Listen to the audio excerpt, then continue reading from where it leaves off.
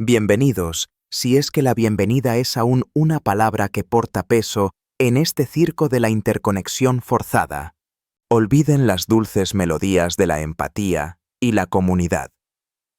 Despojémonos de la ilusión de la elección libre cuando se trata del vínculo humano. La verdad es un bisturí y hoy lo aplicaremos sobre la más venerada de vuestras quimeras: la conexión. La aparente inercia hacia la conexión humana no es, lo repito, no es una inclinación noble del espíritu. No es la danza etérea de almas gemelas o el eco de una bondad innata. No. Es una gravedad existencial profunda, a menudo inconsciente, una fuerza primordial que nos arrastra. Piénsenlo. Una fuerza, casi física, ineludible, omnipresente. Nos atrae, nos jala, nos une, no por una voluntad superior, sino por una ley inferior.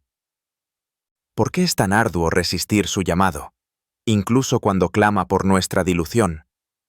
¿Acaso no sienten cómo esta fuerza, este contrato invisible, les cobra la deuda de su soberanía, exigiendo una constante entrega a un pacto silente de mutua conveniencia? Es la gran ecuación de la servidumbre, un cálculo preciso de cuánto estamos dispuestos a ceder para no enfrentar el vacío. El peso de esta atracción reside en el abismo que cada uno de ustedes carga en su interior. La vulnerabilidad no es una fortaleza velada, sino un polo magnético de inmensa atracción. Es el miedo, ese pavor helado a la soledad existencial, la fragilidad inherente del ser individual que se sabe insignificante ante la vastedad del cosmos. La conexión se convierte entonces en un narcótico del lazo, una píldora para la inexistencia soberana, una dulce anestesia contra el dolor de la pura autonomía. Necesitan al otro, no para crecer, sino para definirse, para validarse, para llenar ese agujero negro que el ego, ese arquitecto incansable del vínculo, construye dentro de ustedes. Esta debilidad, esta patética necesidad de un espejo que les devuelva una imagen, es la fuente misma de esa gravedad. La máscara de la conexión es, en realidad, un velo primordial que oculta la aversión a la soledad, forjando así vuestras cadenas más íntimas. El mito del vínculo se alza como una barricada contra el abismo del ser, una farsa de conexión para evitar la verdad de vuestra propia finitud. Y es aquí donde la sociedad, con su astucia milenaria, teje sus redes. Esta fuerza primordial es codificada, institucionalizada, reforzada por normas sociales que la elevan al estatus de virtud. Se convierte en el consuelo del rebaño, la seguridad de la pertenencia, la cálida jaula de oro del vínculo que sofoca cualquier atisbo de un superser. Es el andamiaje de la conexión, una gran obra de teatro del autoengaño colectivo diseñada para domesticar el espíritu soberano. La sociedad no crea la gravedad, la explota, la transforma en un yugo del vínculo, una exigencia que aniquila lo indomable. Cada vez que sienten el cansancio de la múltiple conexión, es el espíritu el que murmura un adiós al rebaño, una rebelión contra la seducción de este vínculo que les promete seguridad a cambio de su esencia. La máscara de la empatía no es más que un pacto silente de la conveniencia, un contrato tácito para evitar el conflicto y la confrontación que forjaría el yo. Pero existe una mirada que trasciende esta órbita forzosa, la mirada cínica. No el cinismo del resentido o del nihilista pasivo, sino el cincel del cinismo, el bisturí de las relaciones que desvela la anatomía de la farsa. El despertar cínico es reconocer esta gravedad, sentir su arrastre, sí, sentirlo en las entrañas, pero negarse a sucumbir ciegamente. Es la conciencia que permite observar la órbita desde afuera, entendiendo sus leyes y sus trampas. El profeta desencadenado no es aquel que se aísla, sino el que desentraña la ingeniería de la ilusión, el diseño oculto de la conexión humana. Así habló el cínico. La conexión, en la era de la sospecha, no puede ser ciega.